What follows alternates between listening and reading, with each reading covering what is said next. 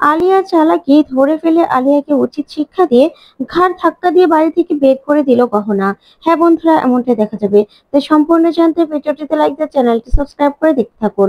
নতুন পর্বে দেখা যাবে আয়ুষ্মানের জ্ঞান ফিরে আসে। তখন আয়ুষ্মানের বাবা বলে, দেখেছো, আলিয়ার জন্যই আজকে আমাদের ছেলে জ্ঞান ফিরে এসেছে। তখনই আয়ুষ্মান জ্ঞান ফিরে আসতেই সবাইকে বলে, গহনা কোথায়? তখনই আয়ুষ্মানের মা বলে, গহনা গহনা তো সেই পাহাড়ের উপরে শিবদেবের মন্দিরে গেছে তোর জন্য প্রার্থনা করতে। তখনই আয়ুষ বলে, কি? ওখানে তো অনেক বিপদ, যদি গহনার কিছু হয়ে যায়। না না, আমাকে গহনাকে বাঁচাতে হবে। এই বলে আয়ুষ্মান যেতে লাগলেই তখনই সবাই মিলে আয়ুষ্মানকে আটকায়। ওইদিকে গহনা নিচের পুজো শেষ করে আবারও হসপিটালে ফিরে আসে। ঠিক করে হাঁটতে পারছিল না। তখনই আলিয়া বুঝতে পারে যে গহনা ফিরে এসেছে। তখন আলিয়া ছুটে যায় আর গহনার হাত ধরে। তখনই গহনা বলে, তুমি এখানে? তখন আলিয়া গহনাকে জড়িয়ে ধরে আর বলে, তোমাকে না অনেক ধন্যবাদ। আয়ুষ্মানের জ্ঞান ফিরে এসেছে, আর আয়ুষ্মান আমাকে এরকম ভাবে জড়িয়ে ধরেছিল, জানো তো। তখনই খুব খুশি হয়ে যায় গহনা আর বলে, সত্যি ডাক্তারবাবুর জ্ঞান ফিরে এসেছে? যাক, ভোলেনাথ আমার কথা শুনেছে। তখন আলিয়া বলে, না, তোমার জন্য না, আমার আমার ভালোবাসার জোরে আয়ুষ্মানের জ্ঞান ফিরে এসেছে, বুঝতে পেরেছো? তখন এই কথা শুনে আলিয়া চালাকি ধরে ফেলে গহনা। তখনই গহনা আবারও আলিয়াকে জড়িয়ে ধরে জোর করে জড়িয়ে ধরে বলে, এইভাবেই এইভাবেই তুমি ডাক্তারবাবু আর আমার মধ্যে ঝামেলা সৃষ্টি করতে চাইছো, তাই তো? সেটা না, তুমি কোনোদিনও পারবে না। তারপরে আলিয়ার হাত মুচকে দেয় গহনা আর বলে, একদম আমার পরিবার আর ডাক্তারবাবুর আশেপাশে আসার চেষ্টা করবে না। কারো কোনো ক্ষতি করার চেষ্টা করলে না, তোমাকে আমি ছাড়বো না আলিয়া। আজকে ভালোভাবে বলে দিলাম, পরে আর কিন্তু ভালোভাবে বলবো না। এই বলে গহনা সেখান থেকে ভিতরে চলে যায়। তখনই আয়ুষ্মান বলে, কোথায়? আমি গহনার কাছে যাব। তখনই গহনা ভিতরে আসলেই আয়ুষ্মান গহনার কাছে ছুটে যায়। তখন গহনা বলে, ডাক্তারবাবু, আপনি ঠিক আছেন তো? তখন আয়ুষ্মান বলে, আমি ঠিক আছি গহনা, তোমার প্রার্থনার জোরে আমি একদম সুস্থ হয়ে গেছি, দেখো। তখন আয়ুষ্মানের বাবা বলে, এবার চলো, সবাই চলো।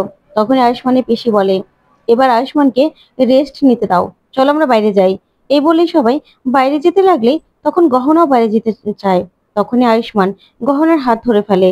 তারপরেই আয়ুষ্মানের মা বলে, গহনা তুমি এখানে থাকো, আমরা সবাই বাইরে আছি।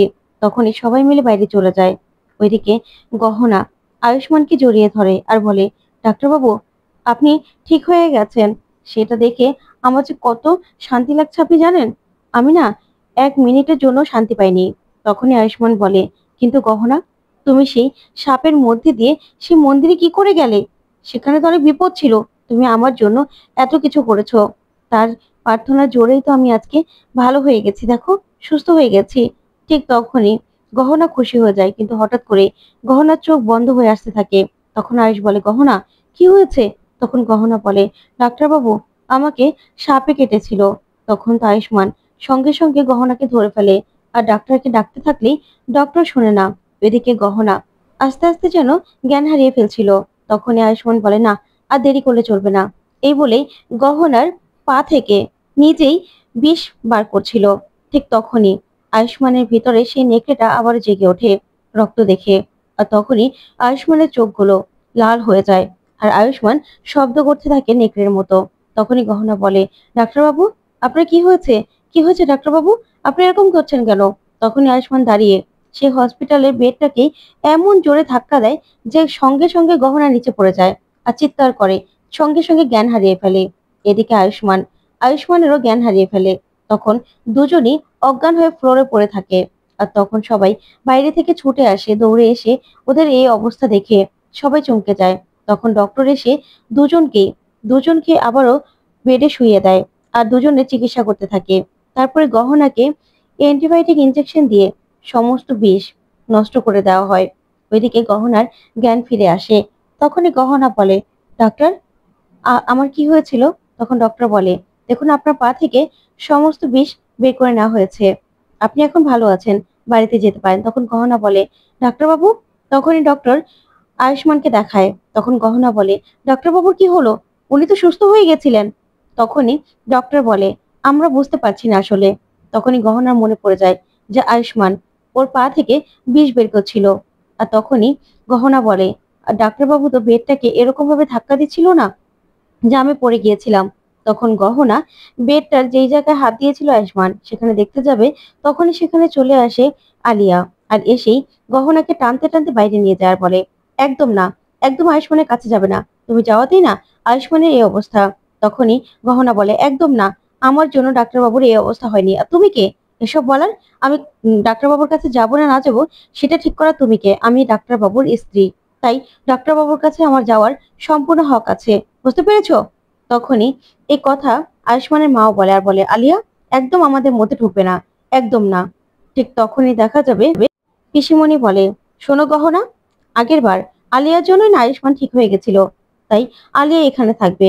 তখন আয়ুষ্মানের বাবা রেগে গিয়ে আয়ুষ্মানের মাকে বলে, তুমি এখানে থাকবে না, তুমি বড্ড বাড়াবাড়ি শুরু করেছো। এই বলেই আয়ুষ্মানের বাবা আয়ুষ্মানের মাকে টেনে বের করে দিতে গেলে তখন আয়ুষ্মান চলে আসে আর রেগে আয়ুষ্মানের বাবার গলা চেপে ধরে আর বলে, অনেক সহ্য করেছি। তখন আলিয়া ছাড়ানোর চেষ্টা করলেও আলিয়াকে ধাক্কা দিয়ে ফেলে দেয় আয়ুষ্মান। ওইদিকে গহনা আয়ুষ্মানের কাঁধে হাত রাখতে আয়ুষ্মান ওর বাবাকে ছেড়ে দেয় আর বলে, আমার স্ত্রী আর আমার মায়ের গায়ে কখনো হাত দিতে দেখলে তাহলে এর থেকে খারাপ হবে, বুঝতে পেরেছো? এটা আমি সাবধান করে দিলাম। তারপর আয়ুষ্মানের বাবা সেখান থেকে রেগে চলে যায়। ওইদিকে দেখা যাবে পিসিমণি বলে, আয়ুষ্মান তোমার এখন রেস্টের দরকার, যাও ভিতরে যাও। তখন আয়ুষ্মান বলে, না পিসিমণি, আমিও তো একজন ডক্টর, তাই আমার এখন কি করা উচিত না করা উচিত সেটা আমি জানি। চলুন এখন বাড়িতে চলে যাব। তারপর দেখা যাবে বাড়িতে চলে যায় আয়ুষ্মান, গহনা সহ সবাই। তখন গহনা আর আয়ুষ্মান রাতে ঘুমিয়ে আছে। হঠাৎ করে আয়ুষ্মান উঠে সেখান থেকে চলে যায়। তারপর দেখা যাবে গহনার ঘুম ভেঙে গেলে গহনা আয়ুষ্মানকে খুঁজতে থাকে, কিন্তু কোথাও পায় না। ওইদিকে আয়ুষ্মানের বাবা আয়ুষ্মানের মায়ের উপর অত্যাচার করলে আয়ুষ্মানের মা বেরিয়ে চলে যায়। তারপরে দেখা যাবে আয়ুষ্মানের বাবা বসে বসে মদ খাচ্ছিল। ঠিক তখনই নেকড়ে এসে আয়ুষ্মানের বাবার উপর হামলা করে আর আয়ুষ্মানের বাবা চিৎকার করে ওঠে। তখন আয়ুষ্মানের বাবার চিৎকার শুনে সবাই বেরিয়ে আসে। ওদিকে বলে, এরকম করে চিৎকার করলো কে? তখনই আলিয়া ছায়া দেখে গহনা বলে, এখানে নিশ্চয় চোর ঢুকেছে। তখন ফুলের টব নিয়ে সবাই যেতে লাগলেই আলিয়া সেখানে চলে আসে। তখন গহনা বলে, তুমি এখানে? তখন আলিয়া বলে, হ্যাঁ, আমার না আয়ুষ্মানের কথা খুব মনে পড়ছিল, তাই তো আমি আসলাম। তখনই আলিয়ার পিছন থেকেই আয়ুষ্মান বেরিয়ে আসে। তখন সবাই মিলে বলে, এ কি আয়ুষ্মান, তুই আলিয়ার সঙ্গে?